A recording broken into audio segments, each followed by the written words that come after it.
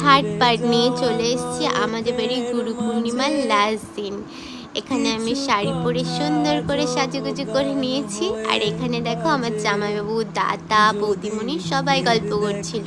আর আমি উপরে গিয়ে দেখি অর্ধেক কীর্তনই শেষ হয়ে গেছে। তারপরে মদনের সাথে দেখা, একটু কোলাকুলি করে নিলাম মদনকে। আর মদন মানে কে বলো তো? একটা দিদা। ছোটোবেলার থেকেই আমি মদন বলে ডাকি ভালোবেসে।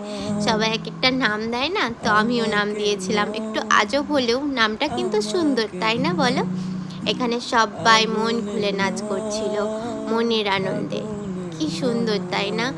একটা মানসিক শান্তি আছে এর মধ্যে। এই যে একটা বুনু, মিষ্টি বুনু, ওর নাম হলো তনু।